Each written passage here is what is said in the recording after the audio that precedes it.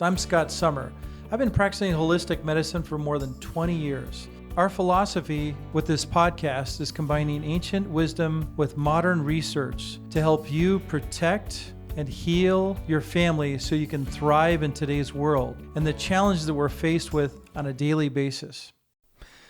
All right, this is an interesting topic here is we're going to talk about water.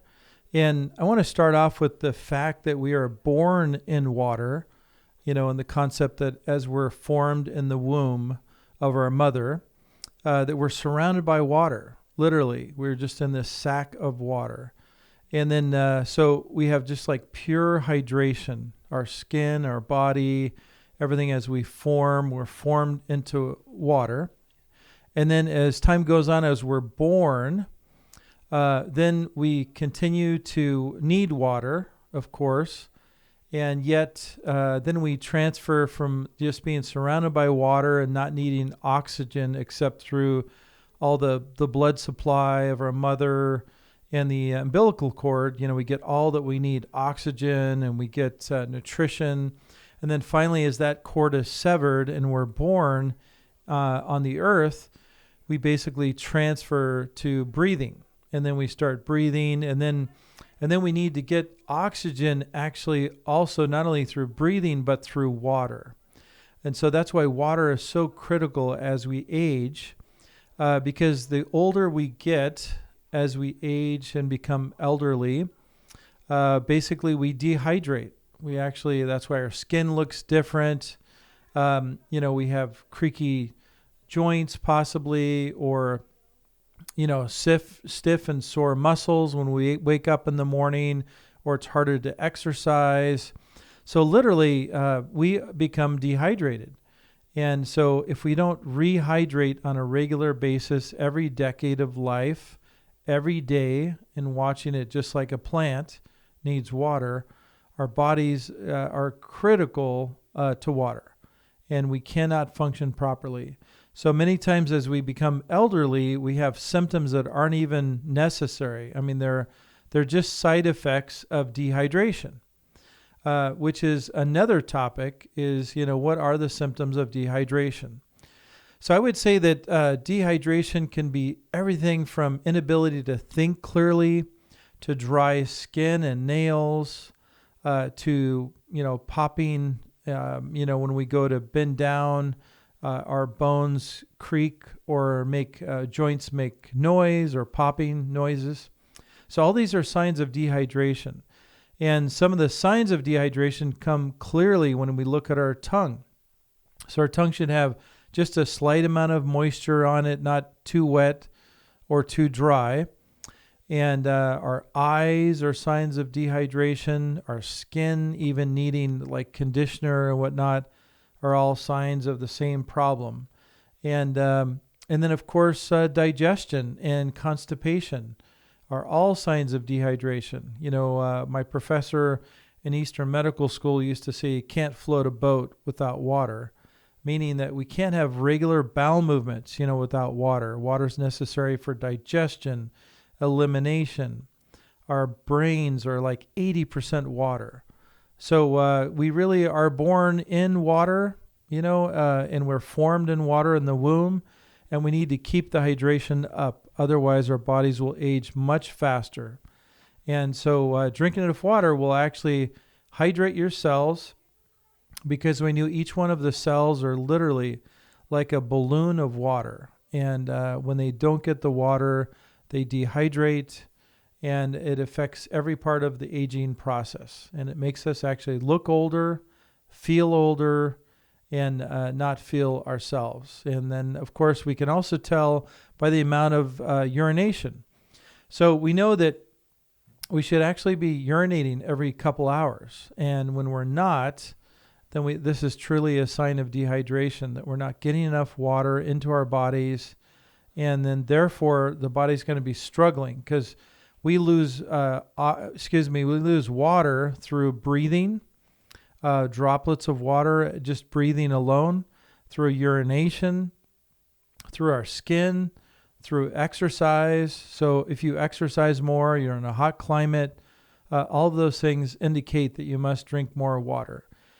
Alcohol will dehydrate you. Caffeine, which people consume a lot these days through high amounts of coffee and double espresso. And like I said, alcohol and also sugar dehydrates the body. Processed foods in general pull the water out of the body and out of the cells. So be aware of this dehydration and the symptoms that are associated with it. And many times when you think you're hungry or tired, you probably just need another clean glass of spring water, if you will. Now let's jump into the fact that the earth is like our body. And so how is that? Well, ancient medicine was really developed through observation.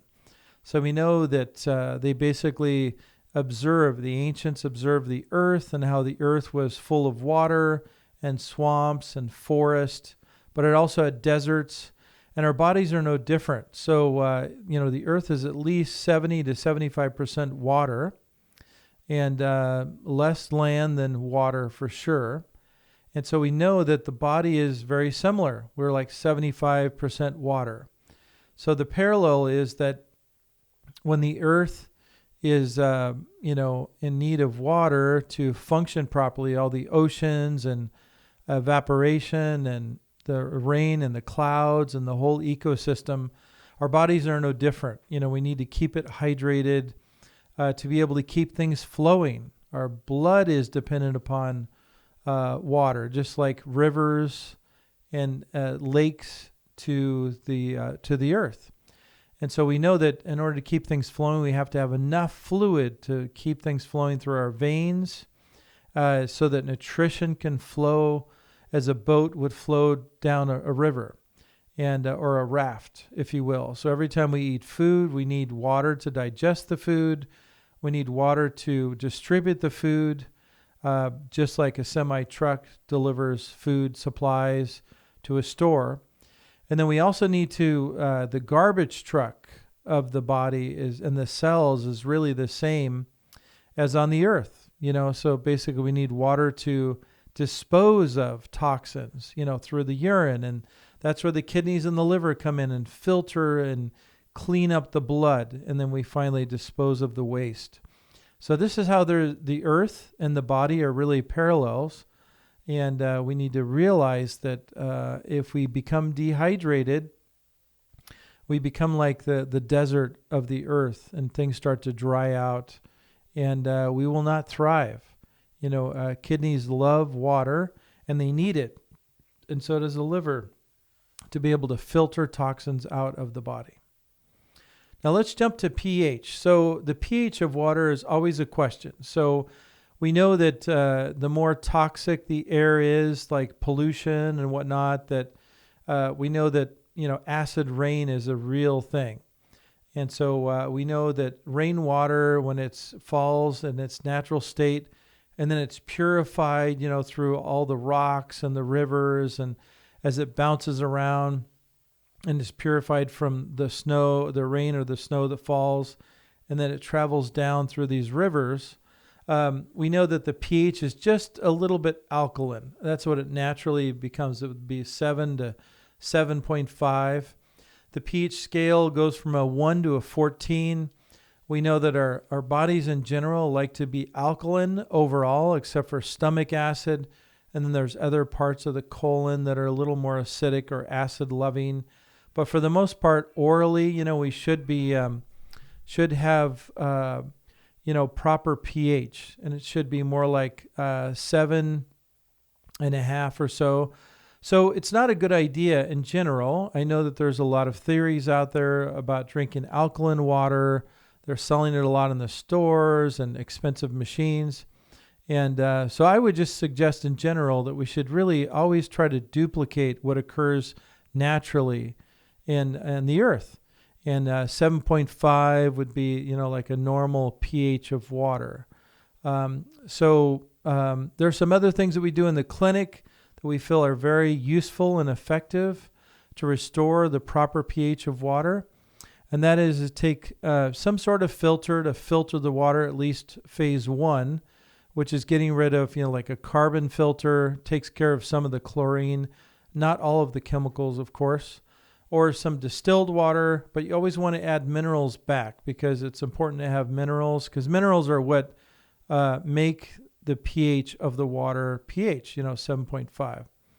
And then, so with that said, we add mineral drops, something called cell food or aquamins, and those are some mineral drops that we use in the clinic for patients. And sometimes just adding a little bit of Himalayan salt or real salt is also, or Celtic salt is a really good idea to just get minerals back into your water. You can also add some lemons and limes and just slices of cucumber. Those also put a lot of electrolytes back into the water as well. But pH is really an indicator of how many minerals are in the water. Another great water that I believe in is spring water. And it is hard to find clean water these days, but spring water is also a good idea. And then that leads to the concept of plastic. So we know that plastic water bottles and whatnot are not a good idea. They have phytoestrogens, which means that xenoestrogens, which means basically that they mimic estrogen in the body. And we already know that that's not good for men or women. It can lead to weight gain and hormone competition and, throwing your hormones off for sure. So so plastic water bottles are not the best. You should use glass or stainless steel. This is a really good way to contain your water and make sure that it's clean and pure and not contaminated. The other thing about, plastic water bottles, of course, they affect our environment. And people are drinking them all the time out of convenience. And we all have this problem. But the other issue is if they're heated up to high temperatures, many times when they're being processed at the bottling plant, it creates tremendous problems because the heat heats up the plastic, which gets into the water bottle, which gets into your body. So never recommend that at all. Now, another concept is people don't realize how toxic water can be. So there was a study done in San Francisco not too long ago where they actually found that there were several, close to 100 different types of medications that were found in the drinking water of San Francisco, in a big city. And you might ask yourself, like, how could that possibly be? Well, the issue is that, basically we urinate, to get rid of toxins out of the body. And then the water now is recycled. We recycle water because there's such a water shortage, especially in California. So, for instance, in San Diego and big cities like San Francisco, San Diego, we know that the water is being recycled. So they have recycling plants where they actually recycle human waste. And that's just a gross idea for sure. But the truth is that's how all these, if you don't have a filter that you're drinking through before you drink your water, you're going to literally be consuming somebody else's medication. Guaranteed. So isn't that a terrible thought to think that if you don't drink purified water, that you can actually be, being affected by somebody else's drugs for their thyroid, their heart medication, blood pressure, or even hormones, which would be terrible. Okay?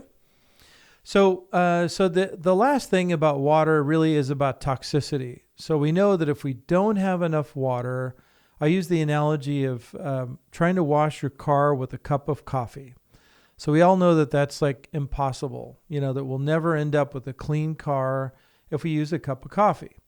And so why would you think that you could just drink coffee or herbal teas are a little different. I consider them close enough to water that they hydrate your body.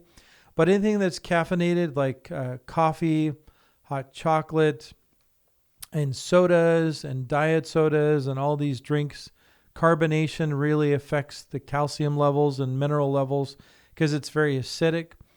So we cannot expect to clean and purify our bodies if we don't have enough purified water within us.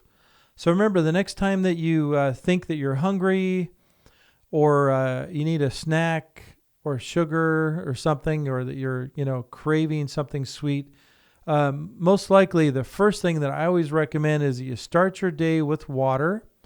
You hydrate, at least, a pint or two first thing in the morning. Try to drink warm water first thing in the morning.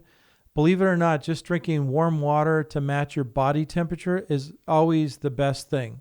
Drinking cold water is not a part of Asian medicine. We believe that cold water really takes away a lot of energy in the body, and it's not a good idea. And then you should also try to drink water before each meal versus with a meal. Then you know that you're getting enough water to be able to digest your food and to detoxify and to hydrate all your cells and to bring your nutrition from your eating experience of eating your food back into the cells, as well as toxins pulled out. So we know that if you drink enough water, you'll go to the bathroom or urinate every 2 hours. The urine will be straw colored, and then we know that if it's too dark or too light of a color, if it's clear, we know we're not getting enough B vitamins or we're drinking too much water if we go every hour or more frequent than that. So, and then the other part is that we should be having a bowel movement after every meal. And much of that, believe it or not, has to do with how much water we drink. So remember, water really makes a difference. And most people guaranteed are dehydrated. You don't even have to ask. Most likely you are dehydrated just based on, the symptoms of dry skin, dry mouth. And by the time that you need water or feel like you're thirsty, you're definitely already past the point of dehydration. So I hope this has been helpful to you. And I hope you remember from now on that water really should be considered another type of food.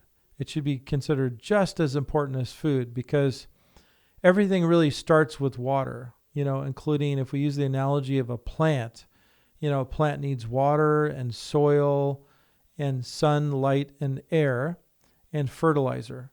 But without water, everything dies, including our bodies.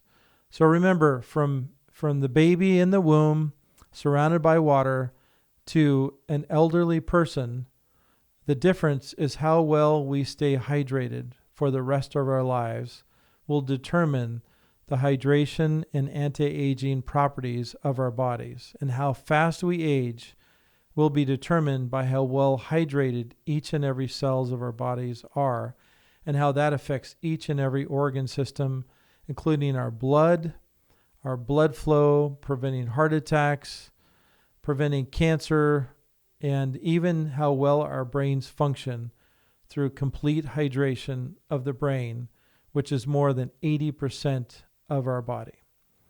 So for now, be healthy, be well, and don't forget to drink your purified water.